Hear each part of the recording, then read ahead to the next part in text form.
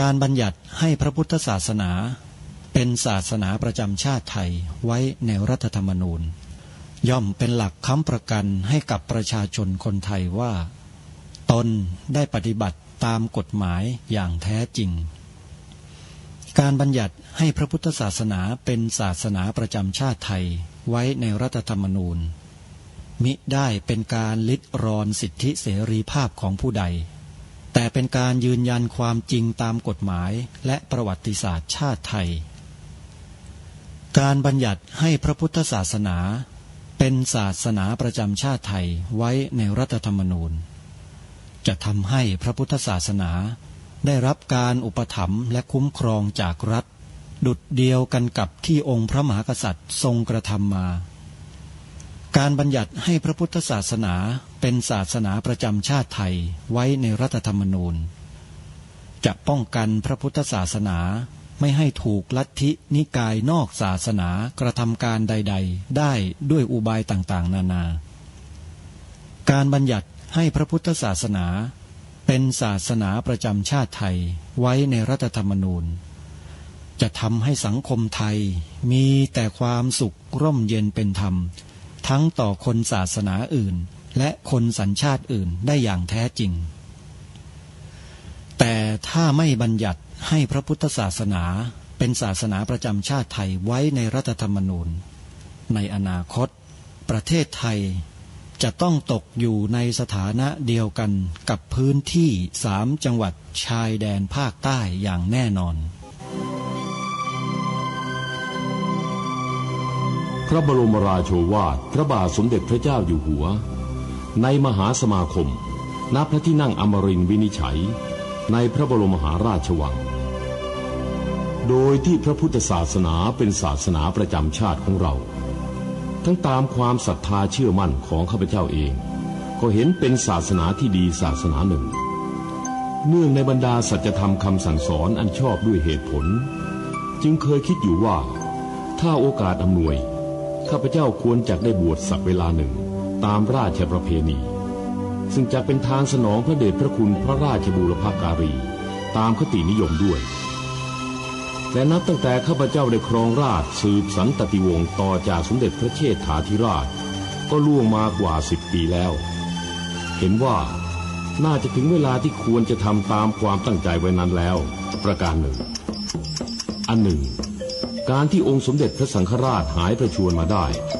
ในคราวประชวรครั้งหลังนี้ก่อให้เกิดความปีติยินดีแก่ข้าพเจ้ายิ่งนักได้มาคำนึงว่าถ้าในการอุปสมบทของข้าพเจ้าได้มีองค์สมเด็จพระสังฆราชเป็นพระอุปชาแล้วก็จะเป็นการแสดงออกซึ่งความศรัทธาเคารพในพระองค์ท่านของข้าพเจ้าได้อย่างเหมาะสมอีกประการหนึ่งจึงได้ตกลงใจที่จะบรรพชาอุปสมบทในวันที่22 เดือนนี้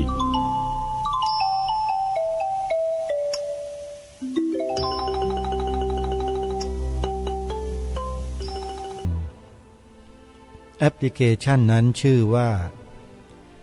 วิทยุพุทธศาสนาทั่วไทยแอปพลิเคชันดังกล่าวรวบรวมสถานีวิทยุพระพุทธศาสนาเอาไว้ในที่เดียวกันมากถึง45 สถานีโดยแต่ละสถานีนั้นตั้งอยู่ในภูมิภาคต่างๆของประเทศครบทั้ง4 ภาคท่านสามารถเลือกรับฟังได้โดยอิสระและบางสถานีออกอากาศตลอด24 ชั่วโมงรายการคดีโลกคดีธรรมวันนี้ก็ยังคงนำเสนอเนื้อหาเรื่องราวของวังหน้าให้สาธุชนได้ศึกษาเรียนรู้ไปด้วยกันโดยเมื่อครั้งที่แล้วเราได้ศึกษาเรียนรู้กันมาถึงรัชสมัยของพระบาทสมเด็จพระจอมเกล้าเจ้าอยู่หัวรัชกาลที่4ซึ่งพระองค์ได้ทรงสถาปนาพระมหาอุปราชขึ้นที่วังหน้าแล้วก็ทรงพระราชทานพระราชอิสริยยศให้เสมอกับพระมหากษัตริย์เป็นครั้งแรกเราได้ศึกษามาถึงตรงนี้ และความเปลี่ยนแปลงครั้งต่อมาที่เราจะศึกษากันต่อก็อยู่ในช่วงรัชสมัยของพระบาทสมเด็จพระจุลจอมเกล้าเจ้าอยู่หัวรัชกาลที่5วันนี้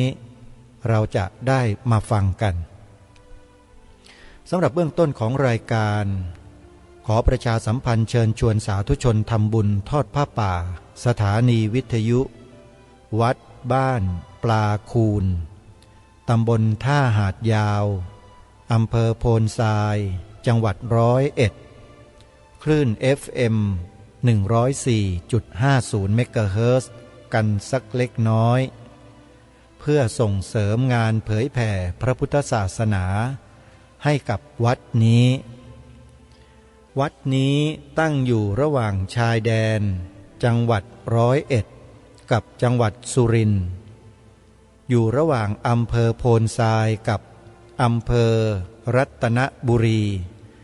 โดยมีแม่น้ำมูลเป็นสายแม่น้ำขีดขั้นระหว่างจังหวัดท่านที่อยู่อำเภอท่าตูมอำเภอรัตนบุรีและอำเภอใกล้เคียงสามารถติดตามรับฟังรายการคดีโลกคดีธรรมผ่านสถานีวิทยุคลื่นนี้ได้สาธุชนทุกท่านสถานีวิทยุวัดบ้านปลาคูนนั้นส่งเสริมสิ่งที่ทางรายการได้รณรงค์โดยการนำหรือว่าอัญเชิญบทพระราชนิพนธ์ความหมายธงไตรรงค์นั้นไปเผยแพร่ในหมู่ของพี่น้องประชาชนชาวบ้านปลาคูนและอำเภอใกล้เคียงจนสามารถจดจำบทพระราชนิพนธ์ความหมายธงไตรรงค์กันได้เป็นจำนวนมากในงานทอดผ้าป่าสามัคคีสถานีวิทยุวัดบ้านปลาคูนในทุกๆปีซึ่งจะจัดให้มีขึ้นปีละ1 ครั้งคือทุกวันที่9 มกราคมของทุกปีที่นี่จะจัดทำบุญทอดผ้าป่าสถานีวิทยุเพราะฉะนั้นในวันที่9 มกราคมปีนี้ตรงกับวันอังคารถ้าสาธุชนท่านใดไม่ติดภารกิจก็ขอเรียนเชิญเจริญพรมาร่วมงานผ้าป่าสถานีวิทยุวัดบ้านปลาคูนกันหรือท่านใดที่อยู่ในต่างจังหวัดจะโอนปัจจัยเข้ามาร่วมสนับสนุนทำบุญให้กับสถานีวิทยุแห่งนี้ก็สามารถติดต่อสอบถามรายละเอียดต่างๆได้ที่หมายเลขโทรศัพท์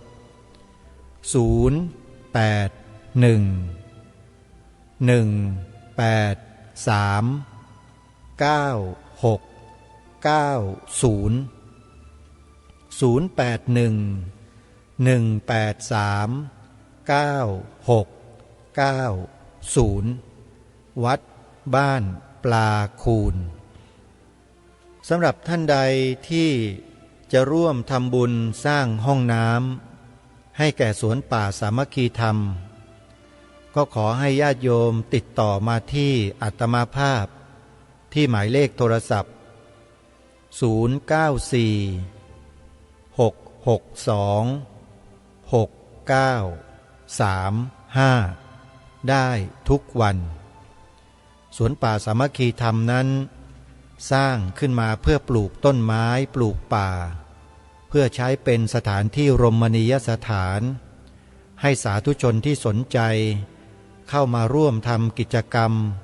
ปฏิบัติธรรมฟังเทศน์ฟังธรรมในอนาคตซึ่งก็ยังไม่ทราบว่าจะสามารถเปิดทำการได้เมื่อไรหรือไม่ก็ขึ้นอยู่กับเหตุและปัจจัยหลายๆอย่างแต่ที่แน่ๆก็คือว่าสิ่งอำนวยความสะดวกในเบื้องต้นที่จะต้องจัดต้องทำไว้รองรับบรรดาญาติโยมที่จะมาร่วมกิจกรรมก็คือห้องน้ำทางสวนป่าสามัคคีธรรมจะได้กำหนดให้มีการทอดผ้าป่าสามัคคีกันเมื่อไรอย่างไรนั้นก็จะกำหนดวันเวลาและก็แจ้งให้กับสาธุชนทราบอย่างเป็นทางการอีกครั้งหนึ่งก็คอยติดตามรับฟังรายการนี้ให้ต่อเนื่อง สำหรับวันนี้เดี๋ยวเรามาติดตามรับฟังประวัติความเป็นมาของวังหน้าซึ่งถือว่าเป็นส่วนสำคัญในการระวังป้องกันประเทศชาติบ้านเมืองมาตั้งแต่ต้นตั้งแต่ครั้งสมัยสมเด็จพระนเรศวรมหาราชมาแล้วที่พระนครศรีอยุธยาหรือกรุงศรีอยุธยานั้นมีการตั้งวังหน้าหรือพระมหาอุปราชขึ้นเป็นครั้งแรกในรัชสมัยของสมเด็จพระนเรศวรมหาราชเมื่อครั้งที่พระองค์ทรงเป็นมหาอุปราชพระองค์แรกของแผ่นดินสยามของเราต่อมาในยุคกรุงรัตนโกสินทร์องค์พระบาทสมเด็จพระพุทธยอดฟ้าจุฬาโลกมหาราชก็ได้ทรงให้มีตำแหน่งวังหน้าขึ้นของกรุงรัตนโกสินทร์เพื่อให้มีความสืบสารจากกรุงศรีอยุธยาต่อมาเพื่อรักษาจารีตประเพณีดังกล่าวไว้จนกระทั่งรัชสมัยของพระบาทสมเด็จพระจอมเกล้าเจ้าอยู่หัวรัชกาลที่ 4เมื่อพระองค์ท่านเสด็จขึ้นครองราชย์ในปีพระพุทธศักราช 2394 ทรงยกฐานะสมเด็จพระอนุชาธิราชจากตำแหน่งวังหน้าเป็นตำแหน่งที่ไม่เคยมีมาก่อนในประวัติศาสตร์คือพระเจ้าแผ่นดินพระองค์ที่สองพระบรมราชวินิจฉัยซึ่งมีในทางสังคมและการเมืองดังกล่าวนำไปสู่การเปลี่ยนแปลงทางความคิดครั้งใหญ่เกี่ยวกับพระราชฐานะของพระมหากษัตริย์และเป็นเหตุให้เกิดการเปลี่ยนแปลงสำคัญในเชิงสถาปัตยกรรมของวังหน้าคือต้องสะท้อนพระเกียรติยศที่เสมอด้วยพระเจ้าแผ่นดินในช่วงที่พระบาทสมเด็จพระปิ่นเกล้าเจ้าอยู่หัวประทับในพระราชวังบวรสถานมงคลพื้นที่ของพระราชวังบวรสถานมงคลหรือวังหน้าขยายตัวจนมีพื้นที่มากที่สุดในประวัติศาสตร์ครั้งหนึ่งวังหน้าและกำแพงเมืองเคยเป็นส่วนคู่ขนานกันบางส่วนของกำแพงเมืองเก่าและกำแพงวังเก่าถูกฝังอยู่ใต้บริเวณที่ปัจจุบันคืออาคารธรรมศาสตร์60 ปีของมหาวิทยาลัยธรรมศาสตร์ซึ่งอยู่ทางทิศตะวันตกของพื้นที่ที่เคยเป็นวังหน้าขนานไปกับแม่น้ำเจ้าพระยามีการก่อสร้างกำแพงใหม่ขึ้นบางส่วนเพื่อให้เห็นร่องรอยตำแหน่งที่เคยระบุอาณาเขตวังหน้าและกำแพงเมืองรัชสมัยขององค์พระบาทสมเด็จพระพุทธยอดฟ้าจุฬาโลกมหาราชรัชกาลที่ 1จนถึงรัชกาลที่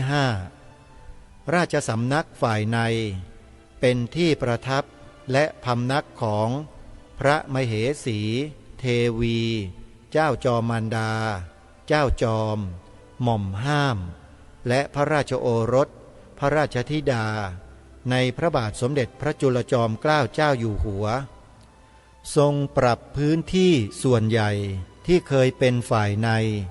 ให้เป็นโรงนอนสำหรับทหารในรัชสมัยพระบาทสมเด็จพระปกเกล้าเจ้าอยู่หัวรัชกาลที่ 7พื้นที่ดังกล่าวกลายเป็นมหาวิทยาลัยธรรมศาสตร์ตึกโดมของมหาวิทยาลัยธรรมศาสตร์คือจุดที่เคยเป็นราชสำนักฝ่ายในสมัยรัชกาลที่ 1ถึงรัชกาลที่ 5รอบๆตำแหน่งดั้งเดิมของกำแพงวังเก่าเคยเป็นคูน้ำล้อมรอบวังหน้าปัจจุบันคือถนนพระจันทร์กำแพงวังพุ่งตรงไปยังท้องสนามหลวงซึ่งเป็นพื้นที่โล่งของอาณาเขตวังหน้าและมีพระพลาสูงอยู่ตรงกลางพระที่นั่งองค์นี้เคยอยู่บริเวณหน้าพระที่นั่งพุทธไทยสวรรค์สร้างเพื่อเฉลิมพระเกียรติ สมเด็จพระอนุชาธิราชคือพระบาทสมเด็จพระปิ่นเกล้าเจ้าอยู่หัวซึ่งมีพระเกียรติยศเสมอด้วยพระเจ้าแผ่นดินเป็นสิ่งที่ไม่เคยปรากฏมาก่อนลักษณะพระที่นั่งเป็นปราสาทบ่งบอกว่ามีพระมหากษัตริย์อยู่ในพระราชวังครั้งหนึ่งเคยใช้เป็นที่เกยช้างในรัชสมัยรัชกาลที่สี่พระที่นั่งองค์นี้มีบทบาทอย่างมากในงานพระราชพิธีสำคัญพระที่นั่งคชกรรมประเวศถูกรื้อในช่วงกลางถึงปลายรัชสมัยพระบาทสมเด็จพระจุลจอมเกล้าเจ้าอยู่หัวคงเหลือแต่ส่วนที่ปรากฏอยู่หน้าพระที่นั่งพุทธไทยสวรรค์ในปัจจุบันพระที่นั่งอิสเรศราชานุสรณ์เป็นที่ประทับของพระบาทสมเด็จพระปิ่นเกล้าเจ้าอยู่หัวลักษณะทางสถาปัตยกรรมและการตกแต่งภายในมีอิทธิพลตะวันตกตามพระราชนิยมตามโบราณราชประเพณีทุกพระราชวังจะมีวัดอุโบสถวัดพระแก้ววังหน้าเริ่มก่อสร้างในสมัยรัชกาลที่3แต่แล้วเสร็จในรัชสมัยรัชกาลที่4และกลายเป็นวัดประจำวังคือวังหน้าเช่นเดียวกับวัดพระศรีรัตนศาสดารามในพระบรมมหาราชวังพระอุโบสถวัดบวรสถานสุทธาวาสหรือวัดพระแก้ววังหน้าปัจจุบันตั้งอยู่ภายในสถาบันบัณฑิตพัฒนศิลป์ใช้ประกอบพิธีกรรมสำคัญต่างๆของกรมศิลปากรโดยไม่ได้เปิดให้ประชาชนหรือนักท่องเที่ยวเข้าชมแล้วนี่ก็เป็นส่วนหนึ่งของประวัติความเป็นมาของวังหน้ามีการเปลี่ยนแปลงมีการโยกย้ายมีการรื้อถอนต่างๆตามที่ปรากฏเป็นหลักฐานที่นำมาให้ท่านสาธุชนได้ติดตามรับฟังกันท่านผู้ฟังทุกท่านวังหน้าหรือพระราชวังบวรสถานมงคลนั้นมีวัดประจำพระราชวังคือวัดบวรสถานสุทธาวาสในปัจจุบันยังคงสภาพเหมือนเดิมอยู่ทุกประการแต่เป็นพื้นที่ในส่วนของสถาบันพัฒนศิลป์ที่เป็นสถาบันการศึกษาด้านศิลปะวัฒนธรรมไทยๆของเราซึ่งนักศึกษาที่เคยศึกษาอยู่ณสถานที่แห่งนี้ก็คงจะทราบเป็นอย่างดีเสียดายว่าสถานที่แห่งนี้เนี่ยไม่ได้เปิดให้ประชาชนทั่วไปได้เข้าชมเพราะไม่เช่นนั้นแล้วเราก็คงจะมีภาพภายในวัดบวรสถานสุทธาวาสนี้มาให้แก่พวกเราได้ชมกันเป็นแน่แต่เนื่องด้วยทางการได้ปิดไม่ให้ประชาชนเข้าก็เลยไม่มีโอกาสนำภาพเหล่านี้ออกเผยแพร่ได้แต่ถึงอย่างไรก็ตามท่านสาธุชนทุกท่านนะวังหน้ายังมีอะไรที่น่าสนใจอีกหลายประการซึ่งต่อแต่นี้ไปก็จะได้นำบทความที่ยังมีการเผยแพร่อยู่ต่อเนื่องเกี่ยวกับเรื่องวังหน้าในส่วนอื่นๆมานำเสนอต่อท่านผู้ฟังที่สนใจกันย้อนอดีตวังหน้าหนึ่งในพระราชวังที่รุ่งเรืองและสำคัญที่สุดแห่งกรุงรัตนโกสินทร์เว็บไซต์นี้ได้ทำการเผยแพร่วังหน้าผ่านโซเชียลเน็ตเวิร์กพร้อมด้วยภาพสมัยโบราณตั้งแต่ต้นกรุงรัตนโกสินทร์ให้พวกเราได้เห็นกันในเฟซบุ๊กซึ่งโครงการนี้เขาใช้ชื่อโครงการว่านิทรรศการวังหน้านิมิตเป็นสิ่งที่น่าสนใจมากทางรายการนั้นได้พยายามเก็บรวบรวมข้อมูลเหล่านี้มาให้ท่านสาธุชนได้ศึกษากันต่อเนื่องสำหรับ วังหน้านิมิตเรื่องราวของวังหน้าที่มีผู้นำมาเผยแพร่นี้มีอยู่2 ตอนเดี๋ยวเรามาดูตอนที่1ว่าเขาได้รวบรวมข้อมูลของวังหน้านี้ไว้อย่างไรวังหน้าพื้นที่แห่งประวัติศาสตร์ที่ไม่เคยหยุดนิ่งวังหน้านิมิตเป็นนิทรรศการที่สะกดชื่อตามการเขียนแบบโบราณในพระราชนิพนธ์ตำนานวังหน้าของสมเด็จพระเจ้าบรมวงศ์เธอกรมพระยาดำรงราชานุภาพจัดขึ้นโดยความร่วมมือระหว่างกรมศิลปากรและสำนักงานมูลนิธิพระราชนิเวศมฤคทายวันในพระอุปถัมภ์สมเด็จพระเจ้าพระคินีเธอเจ้าฟ้าเพชรรัตนราชสุดาสิริโสภาพันวดี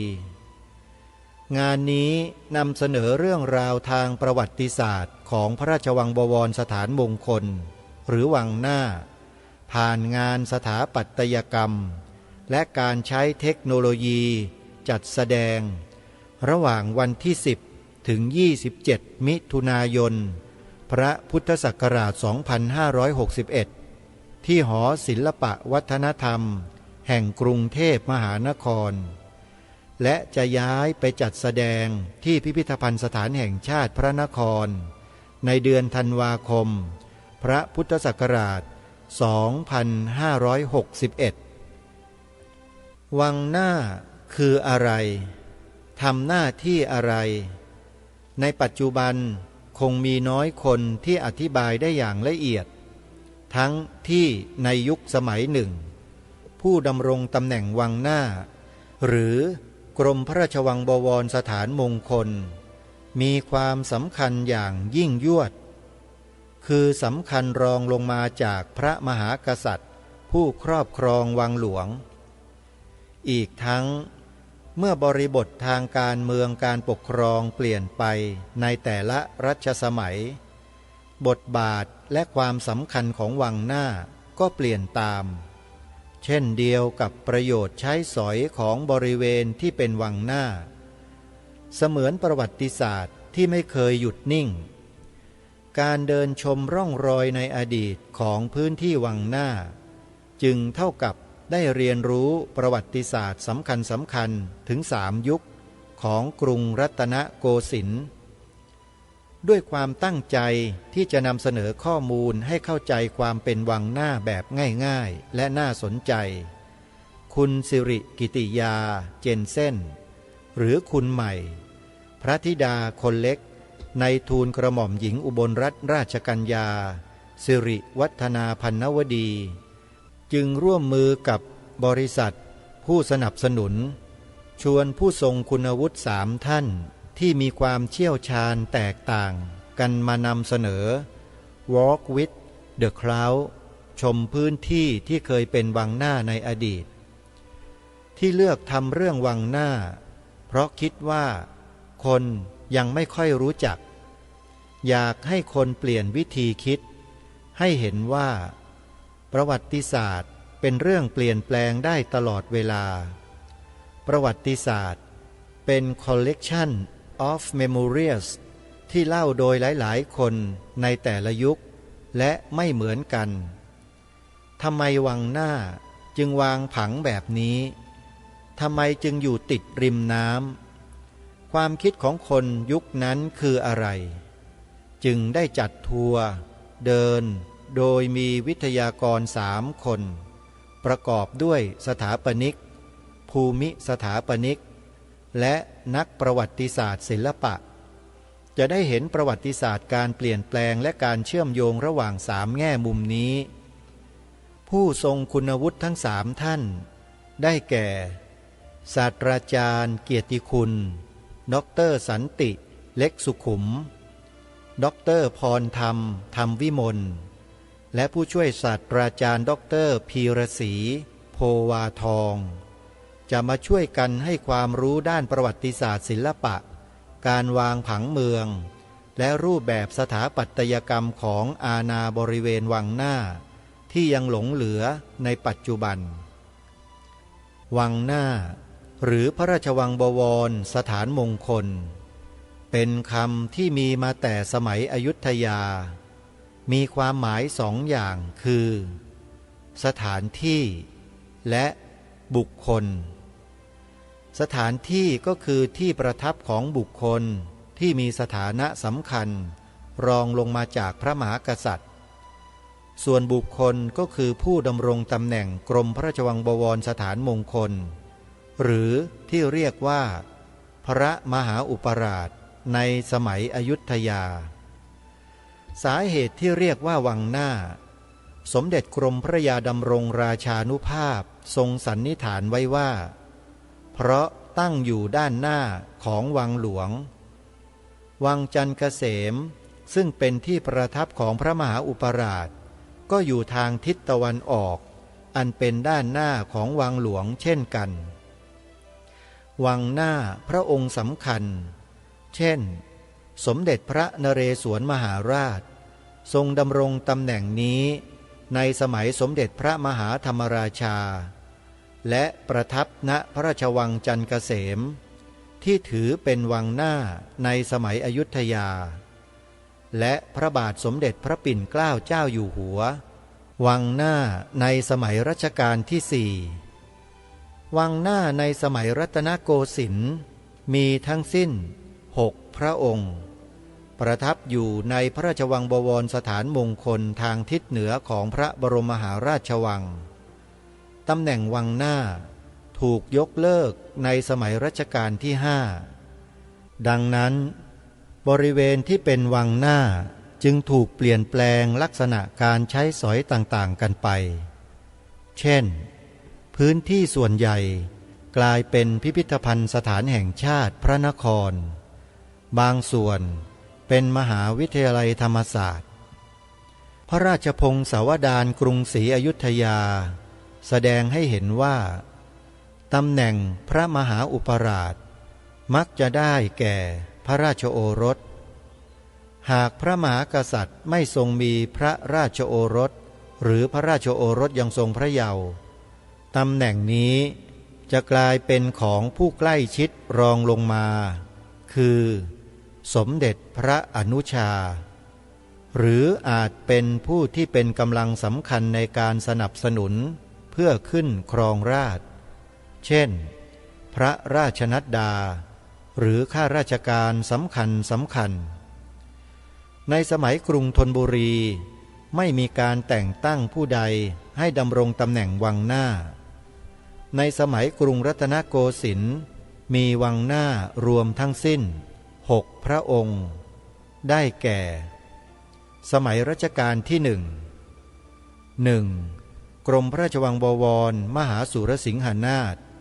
สมเด็จพระอนุชาธิราชในรัชกาลที่2 สมเด็จพระเจ้าลูกยาเธอเจ้าฟ้ากรมหลวง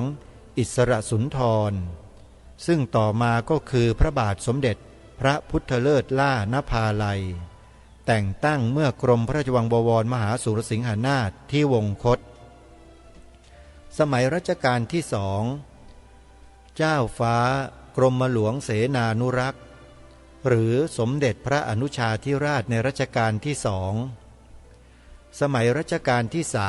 3พระเจ้าบรมวงศ์เธอกรมหมื่นศักดิ์พลเสพ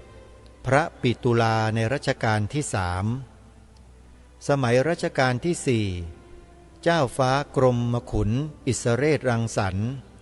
สมเด็จพระอนุชาธิราชในรัชกาลที่4ต่อมาได้ทรงโปรดให้เปลี่ยนพระนามที่จารึกในสุพรรณบัตรจากเดิมว่าพระมหาอุปราชกรมพระราชวังบวรสถานมงคลเป็นพระนามอย่างพระเจ้าแผ่นดินว่าพระบาทสมเด็จพระปวเรนทราเมธมหิทธเรศรังสรรค์พระปิ่นเกล้าเจ้าอยู่หัวทรงเป็นวังหน้าที่มีพระเกียรติสูงยิ่งกว่าวังหน้าสมัยใดสมัยรัชกาลที่5กรมหมื่นบวรวิชัยชาญพระพุทธศักราช 2411 พระบาทสมเด็จพระจอมเกล้าเจ้าอยู่หัวสวรรคตพระบาทสมเด็จพระจุลจอมเกล้าเจ้าอยู่หัวเสด็จขึ้นครองราชสมบัติ สืบต่อมาขณะนั้นมีพระชนพรรษาเพียง15 พรรษาบรรดาพระบรมวงศานุวงศ์จึงอัญเชิญกรมหมื่นบวรวิชัยฌานพระราชโอรสในสมเด็จพระปิ่นเกล้าเจ้าอยู่หัวขึ้นทรงดำรงตำแหน่งวังหน้านับเป็นวังหน้าพระองค์ที่6และพระองค์สุดท้ายทรงเป็นวังหน้าพระองค์แรกที่พระเจ้าแผ่นดินมิได้ทรงแต่งตั้งแต่ครั้นกรมพระราชวังบวรวิชัยฌานที่วงคตพระบาทสมเด็จพระจุลจอมเกล้าเจ้าอยู่หัวจึงโปรดเกล้าให้ยกเลิกตำแหน่งวังหน้าและทรงเริ่มประเพณีการสถาปนาสมเด็จพระบรมโอรสาธิราชสยามกุฎราชกุมารมาจนถึงปัจจุบันดร.พรธรรมกล่าวว่าการเดินคราวนี้เราไม่ได้มาดูแต่ตัวอาคารรูปแบบสถาปัตยกรรมหรือจิตรกรรมภายในแต่จะดูในแง่การวางผังเมืองด้วยว่าทำไมวังหน้าจึงอยู่ตรงนี้ต้องมีการเปรียบเทียบกับผังของเมืองว่าวังหน้าอยู่ตรงไหนสมัยก่อนจุดสำคัญของเมืองมักจะอยู่ติดกับแม่น้ำและวังหน้าก็อยู่ติดกับแม่น้ำเจ้าพระยาถ้าศึกษาจากภาพเก่าจะเห็นชัดเจนว่าพื้นที่วังหน้ากินอาณาบริเวณตรงไหนบ้างการที่วังหน้าอยู่ใกล้แม่น้ำเจ้าพระยาก็แสดงให้เห็นความสำคัญในแง่การปกป้องเมืองเพราะในยุคแรกๆบทบาทของวังหน้าเป็นอย่างนั้นเมื่อดูจากตำแหน่งที่อยู่ใกล้แม่น้ำเจ้าพระยาปากคลองบางกอกน้อยและต้นคลองรอบกรุงจะเห็นได้ว่าเป็นพื้นที่ของการปกป้องจริงๆนอกจากตำแหน่งแล้วในแง่ของการวางผังเมืองสิ่งสำคัญของวังหน้าอีกข้อก็คือขนาดอาณาบริเวณที่เป็นวังหน้าเรียกได้ว่ามีขนาดใหญ่มากพอๆกับวังหลวงเลยทีเดียวพื้นที่ที่เคยเป็นวังหน้าประตูวังหน้าทางทิศใต้เล็งไปที่วังหลวงหากยืนตรงถนนหน้าพระธาตุจะเห็นพระปรางวัดอรุณการวางผังเมืองการวางตำแหน่งของอาณาเขตที่เป็นวังหน้าไม่ได้เกิดจากความบังเอิญแต่เป็นความตั้งใจที่จะสื่ออะไรบางอย่างเช่นความศรัทธาในพระพุทธศาสนาหรือแฝงความหมายในการเป็นจุดยุทธศาสตร์ซึ่งในปัจจุบันยังพอมองเห็นร่องรอยเหล่านี้อยู่สิ่งที่ยังหลงเหลือเป็นหลักฐานชัดเจนก็คืออาคารต่างๆซึ่งถือเป็นโบราณสถานที่สำคัญของประเทศและยังเห็นร่องรอยสถาปัตยกรรมเฉพาะของวังหน้าที่ไม่เหมือนวังหลวงและนี่ก็เป็นบทความที่ทางรายการนำมาเสนอต่อท่านผู้ฟังในวันนี้เกี่ยวกับวังหน้านี่คือวังหน้านิมิตตอนที่หนึ่งซึ่งทางรายการก็จะได้นำเสนอให้ต่อเนื่องเพื่อให้พวกเราศึกษาเรื่องของวังหน้าให้ถูกต้องและชัดเจนโดยที่พวกเรานั้นโอกาสที่จะหาข้อมูลมาศึกษาเรียนรู้ด้วยตนเองนั้นยากเต็มทีทางรายการจึงเห็นว่าวังหน้านั้นมีส่วนสำคัญในการปกป้องราชอาณาจักรมาแต่โบราณแล้วมาถึงยุคพวกเราในยุคปัจจุบันอาจจะไม่มีคำว่าวังหน้าหลงเหลืออยู่แต่ประวัติศาสตร์นั้นไม่สามารถจะลบออกจากประวัติศาสตร์ของชาติได้ท่านผู้ฟังจำเป็นที่เราลูกหลานคนไทยนั้นจะต้องศึกษาเรียนรู้ถึงความเป็นมาเป็นไปของชาติบ้านเมืองของเราเพื่อสำนึกในพระมหากรุณาธิคุณของเจ้าฟ้ามหากษัตริย์ที่ทรงทำหน้าที่ปกป้องผืนแผ่นดิน ปกป้องราชอาณาจักรให้แก่พวกเรามาจนถึงวันนี้โดยเฉพาะวังหน้าถือว่าเป็นกองกำลังหลักของประเทศในการออกไปทำราชการสงครามเป็นหลักการที่บ้านเมืองเราปลอดภัยและอยู่รอดมาจนถึงทุกวันนี้ได้ก็เพราะเรามีวังหน้าซึ่งเป็นหน่วยบัญชาการรบที่สำคัญที่สุดของบ้านเมืองของเราจำเป็นที่เรานั้นจะต้องทำการศึกษาเรียนรู้ความมีสถานะดังกล่าวซึ่งเป็นประวัติศาสตร์ของชาติบ้านเมืองของเราและที่สำคัญก็คือว่าวังหน้าแห่งกรุงรัตนโกสินทร์นั้นมีส่วนสำคัญกับพระบวรพุทธศาสนาของเราอย่างมากพระอารามหลวงที่เรารู้จักก็คือวัดมหาธาตุเป็นวัดประจำราชอาณาจักรที่องค์พระมหากษัตริย์ได้ทรงสถาปนาขึ้นมาเพื่อให้เป็นวัดที่สำคัญของราชอาณาจักรวัดมหาธาตุแห่งนี้ที่อาตมาภาพได้นำภาพในการทำงานเมื่องานสมโภชพระอาราม338 ปีมาให้ท่านผู้ฟังท่านผู้ชมทั้งหลายได้ติดตามรับชมรับฟังในเฟซบุ๊กส่วนตัวซึ่งถ้าหากท่านใดสนใจก็สามารถที่จะเข้าไปดูได้ซึ่งได้นำภาพของการทำงานเป็นมัคคุเทศก์อยู่ในหน้าที่ตลอด7 วันนั้น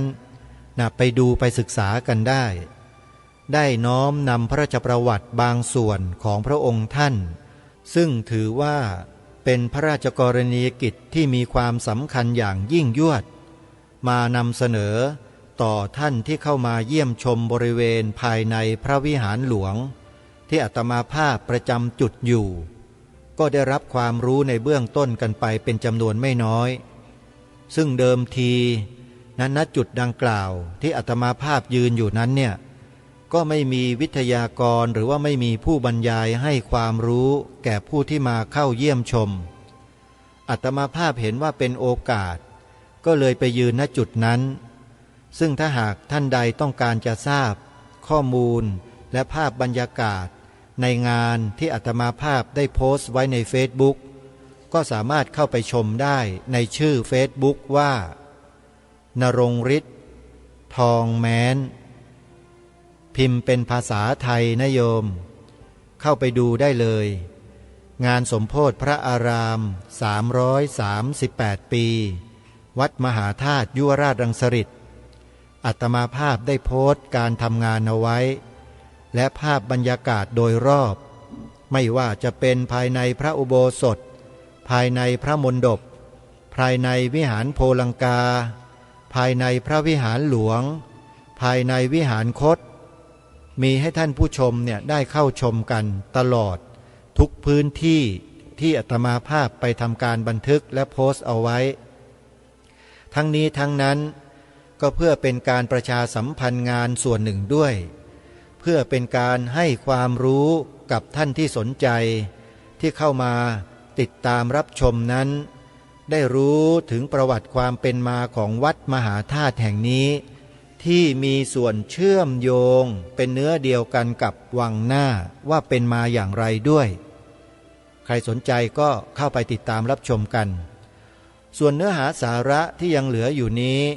อาตมาภาพก็จะได้นำมาให้ท่านสาธุชนได้สดับรับฟังกันต่อเนื่องในวันต่อไปซึ่งคอยติดตามรับชมกันในวันต่อไปนะโยมนะสำหรับวันนี้เวลาของรายการหมดลงแล้วท่านผู้ฟังอาตมาภาพต้องขอสมมุติยุติไว้แต่เพียงเท่านี้พบกับรายการได้ใหม่ในวันต่อไปขอความสุขความสวัสดีในธรรมแห่งองค์สมเด็จพระบรมศาสดาสัมมาสัมพุทธเจ้าจงปรากฏเกิดมีขึ้นในจิตใจของท่านผู้ฟังทุกท่านทุกคนเทิน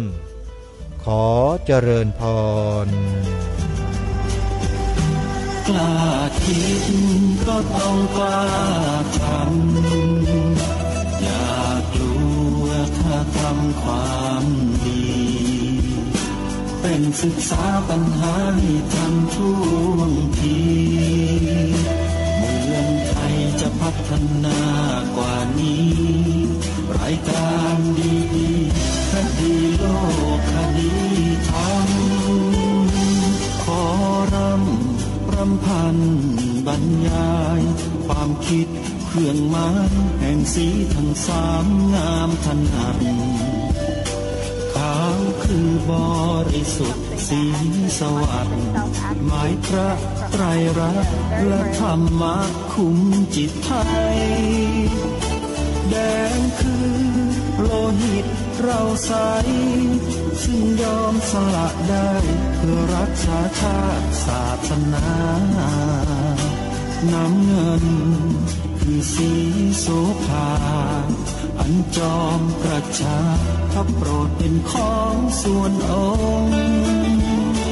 จับริ้วเข้าเป็นไตรรงค์จึงเป็นสีธงที่รักแห่งเราชาวไทยทหารอวตารนำไปยงยุทธวิชัยวิชิตก็ชูเกียรติสยาม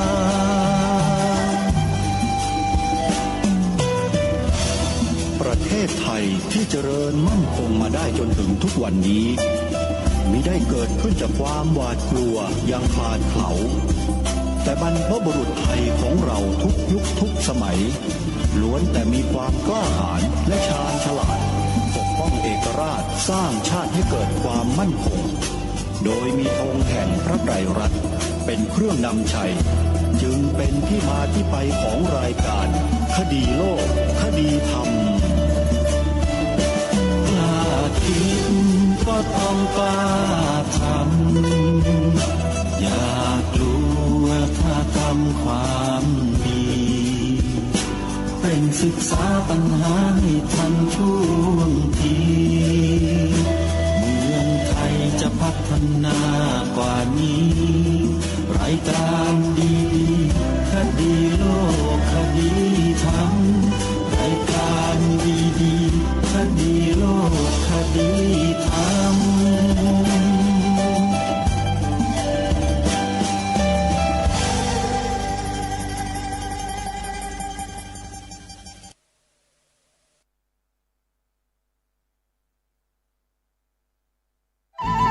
ที่จบไปแล้วนั้นเป็นรายการคดีโลกคดีธรรมดำเนินรายการโดยพระครูปลัดณรงค์ฤทธิ์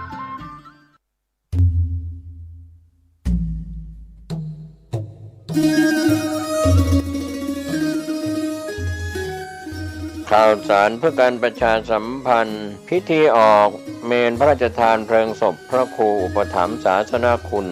กำหนดการพิธีกำหนดงานพระราชทานเพลิงศพจัดงานระหว่างวันที่15ถึง21มกราคมพุทธศักราช2567ด้วยพระครูอุปถัมภ์ศาสนคุณพดุงนันทกะมหาเถระอดีตเจ้าวาดวัดป่าแพ่งได้ละสังขารมรณภาพไปวันที่18กุมภาพันธ์พุทธศักราช2566คณะศิษยานุศิษย์ได้จัดพิธีบำเพ็ญกุศลแสดงความกตัญญูกตเวทีถวายเป็นอาจารยบูชาน้อมรำลึกในวาระสุดท้ายและจัดพิธีบำเพ็ญกุศลออกเมนพระราชทานเพลิงศพท่านที่จะร่วมทำบุญงานพระราชทานเพลิงศพหลวงปู่พระครูอุปถัมภ์ศาสนคุณท่านสามารถร่วมทำบุญออนไลน์ได้ที่เลขที่บัญชีโอนเงินร่วมบุญธนาคารกรุงไทยสาขาท่าแพชื่อบัญชีวัดป่าแพ่งเลขที่บัญชี501020958ธนาคารกสิกรไทยสาขาโลตัสคำเที่ยงชื่อบัญชีวัดป่าแพ่งเลขที่บัญชี0798916661ติดต่อโดยตรงที่พระมหาประเสริฐพัทธจาโร0846161734ดร.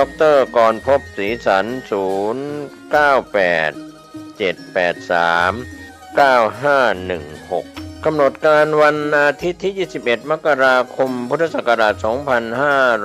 2567เป็นวันพิธีพระราชทานเพลิงศพ ช่วงเช้าวันอาทิตย์ที่ 21 มกราคม 8 นาฬิกาพระภิกษุสามเณรคณะศรัทธาสาธุชนพร้อมกันณโรงเรียนเทศบาลวัดป่าแพ่ง 9 นาฬิกา 30 นาทีพระสงฆ์ 20 รูปสวดอาทิตตปริยายสูตรมัคคณายกโอกาสเวรตาลและสุมาครัวตาลถวายทายธรรมรับพรแผ่เมตตาวันทานน้อย 11 นาฬิกาถวายภัตตาหารเพลณหอประชุมอาคารคุณธรรม 47 โรงเรียนเทศบาลวัดป่าแพ่ง 13 นาฬิกาจุดธูปเทียนบูชาพระรัตนตรัยนำกล่าวคำบูชาพระรัตนตรัยพระสงฆ์ 90 รูปสวดมาติกาบังสุกุลพิธีทอดผ้าบังสุกุลจำนวน 100 ไตรพิธีพระราชทานเพลิงศพเวลา 14 นาฬิกา 45 นาทีข้าราชการแต่งกายชุดปกติขาวและญาติพี่น้องพระครูอุปถัมภ์ศาสนคุณตั้งแถวรับกล่องเพลิงพระราชทานเจ้าหน้าที่ตั้งแต่งกล่องเพลิงพระราชทานในที่อันเหมาะสมพันเอกพิเศษสุนทรมานวะอ่านหมายรับสั่งอ่านสำนึกในพระมหากรุณาธิคุณนางวิธิมากันยายนอ่านประวัติพระครูอุปถัมภ์ศาสนคุณประธานในพิธีทอดผ้าไตรประธานสงฆ์ประธานในพิธีวางดอกไม้จันทร์พระสงฆ์วางดอกไม้จันทร์ผู้มีเกียรติระดับสูงข้าราชการแต่งกายชุดปกติขาว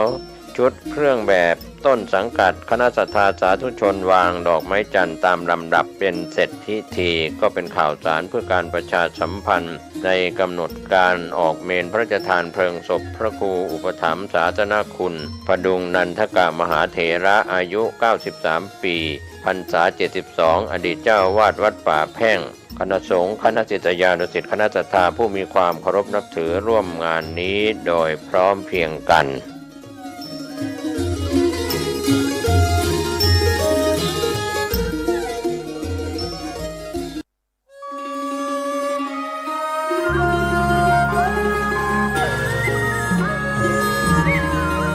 เนื่องในเทศกาลสีสันแสงสว่างแห่งความสุขประเวณียี่เป่งลอยกระทงเจียงใหม่ในปีนี้วัดพระสิงห์วรมหาวิหารขอจวนเจริญพรมายังศรัทธานาบุญทุกท่านร่วมบำเพ็ญมหาพลานิสงฆ์ถวายโคมไฟโคมประดับในงานประเวณียี่เป่งจำนวน 84,000 ดวงตามจำนวนสังขยานับได้แห่งพระสัทธรรมขององค์สมเด็จพระบรมศาสดาสัมมาสัมพุทธเจ้าที่ได้ตรัสสอนสั่งยังเวนยชนและเพื่อน้อมถวายบูชาพระพุทธปฏิมาองค์เอกอ้างพระพุทธสิหิงพระสิงห์หลวงเจ้ากับทั้งจะได้น้อมถวายบูชาพระมหาเจดีย์จังหวัดเชียงใหม่คลื่นพัฒนาคุณภาพชีวิต FM 92.25 เมกะเฮิรตซ์บริหารและจัดการโดยวัดป่าแดงมหาวิหารส่งกระจายเสียงจากเลขที่ 71 หมู่ที่ 14 บ้านใหม่หลังมอตำบลสุเทพอำเภอเมืองจังหวัดเชียงใหม่รหัสไปรษณีย์50200หมายเลขโทรศัพท์0818818815690520000636-7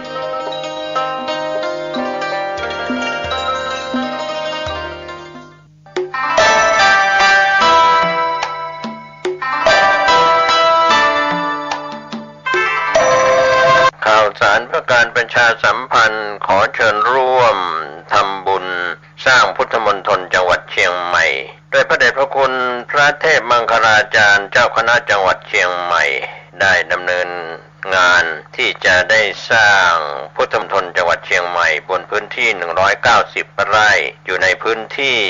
อำเภอดอยรอจังหวัดเชียงใหม่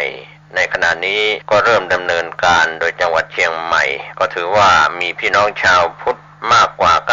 99% เป็นศูนย์กลางกิจกรรมทางพระพุทธศาสนาพุทธมณฑลจังหวัดเชียงใหม่ก็จะได้ดำเนินการก่อสร้างปัจจุบันพระเดชพระคุณพระเทพมังคลาจารย์เจ้าคณะจังหวัดเชียงใหม่มีความประสงค์ให้คณะสงฆ์และส่วนราชการพี่น้องประชาชนชาวจังหวัดเชียงใหม่ทุกหน่วยงานทุกองค์กรได้ร่วมกันจัด ดสร้างพุทธมณฑลจังหวัดเชียงใหม่ท่านที่จะร่วมบุญติดต่อสอบถามร่วมบุญได้ที่พระเดชพระคุณพระเทพมังคลาจารย์เจ้าคณะจังหวัดเชียงใหม่สำนักงานวัดเชตวันตำบลช้างม้อยอำเภอเมืองจังหวัดเชียงใหม่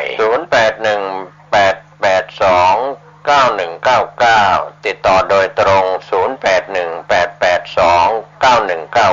0818829199พุทธมณฑลจังหวัดเชียงใหม่ก็จะได้เกิดขึ้นเป็นรูปธรรมร่วมสร้างโดยทั่วหน้ากัน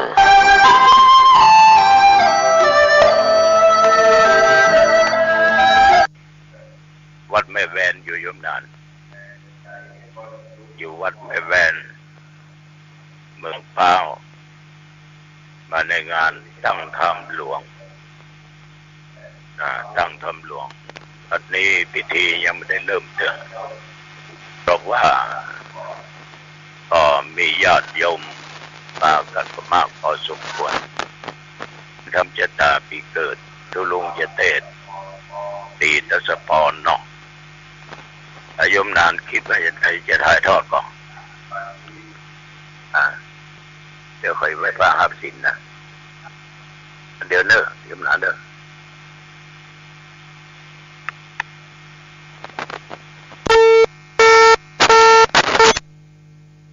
นะโมตัสสะภะคะวะโตอะระหะโตสัมมาสัมพุทธัสสะ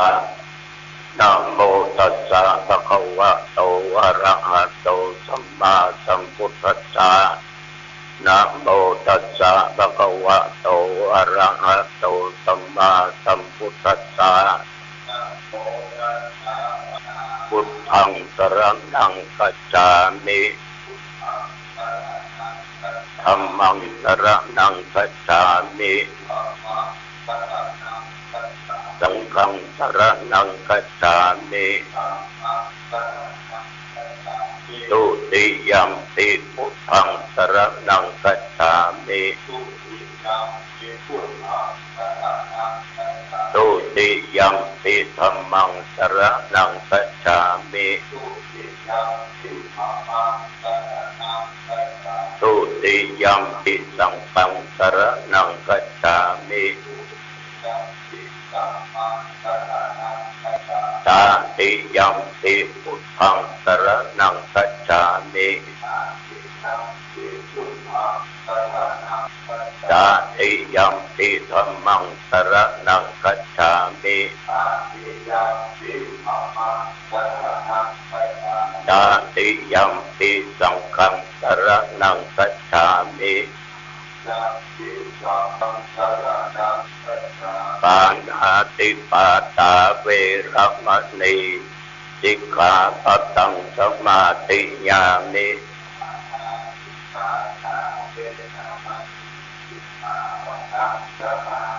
อาทินนาทานาเวรมณีสิกขาปัตตังสมาธิยามิ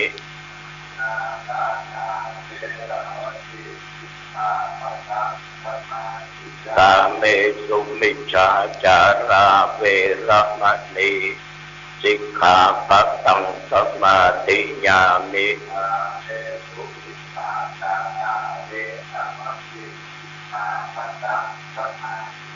มุสาวาตาเวรมณีสิกขาปัตตังสมาธิยามิ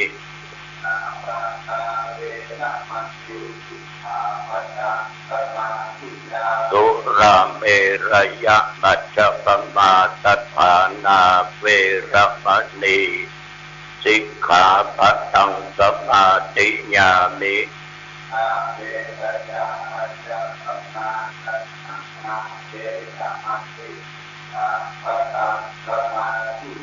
อิมานิปัญจสิกขาปัฏฐานิสีเลนะสุขติงยันติสีเลนะโภคสัมปทาสีเลนะนิพพุติงยันติตัสมาสีลังวิโสภะเยสาธุสาธุ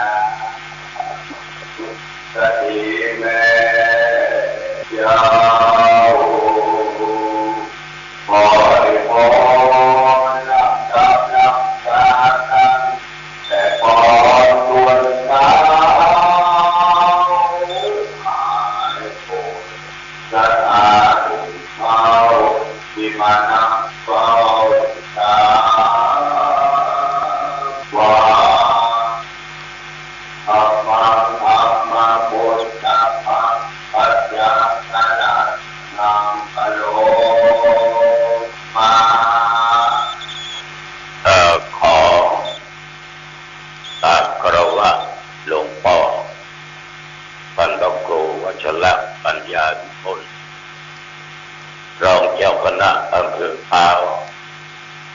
เจ้าอาวาสวัดแม่แว